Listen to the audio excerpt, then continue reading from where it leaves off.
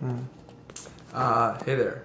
So I've heard lots before that triangles are the strongest shape, and that's not always the case. In fact, sometimes there's other shapes that are a lot stronger. Couldn't find a good video on YouTube, so I decided to do it myself. So here we go. So here we've got a triangle here, 6 centimeters by 6 centimeters. The area, just base times height divided by 2, is 18 centimeters. Squared, same rectangle. We've got a rectangle, 9 centimeters by 2 centimeters, also the same area, 18. Then we've got an I-beam, 10 centimeters by 5 centimeters, and it's got this little web in here, 1 centimeters, so also area of 18. So all three of these shapes, the triangle, the rectangle, and the I-beam, all have the same area. So we can see here I've kind of drawn them 3D a bit. So if they were, let's say, really well glued or fastened here, and then you were to hang something really heavy off the end, all three of these shapes, have the same area, and if they're the same depth, all three of these beams would weigh the same amount. We'll see if one of them is better than the other.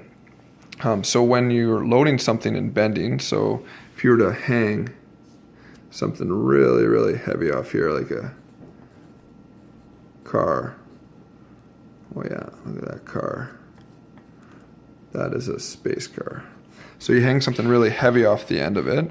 It's going to create stress, and stress in bending, simple bending, is governed by this equation here. Stress is equal to the bending moment times your distance from your neutral axis to the top times something else called the moment of inertia.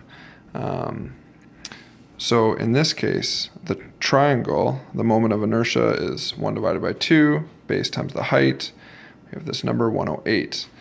For our rectangle, the moment of inertia is the same formula.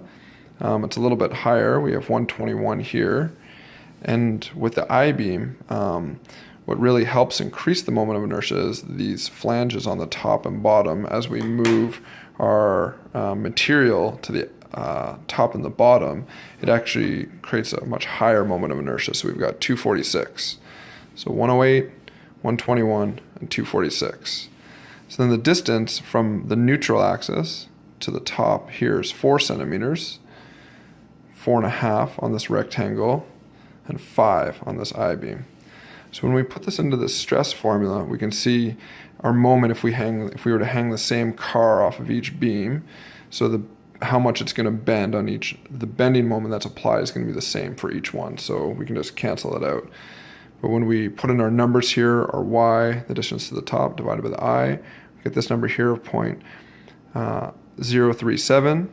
And we actually, for this rectangle, we get the same number, 0.037. So this triangle and this rectangle are going to bend the same amount, even though they're different shapes or different geometries.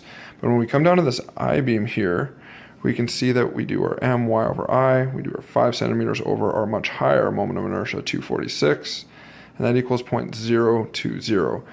So 0.20 is almost half that of the 0.037. So this I-beam is actually almost twice as rigid or strong, in our case, if we want to use that language, as the triangle and as the rectangle. So there you can see, so that's one application where triangles are not actually the strongest shape. And so that's, our little physics or mechanics or structural lesson for the day. Thanks.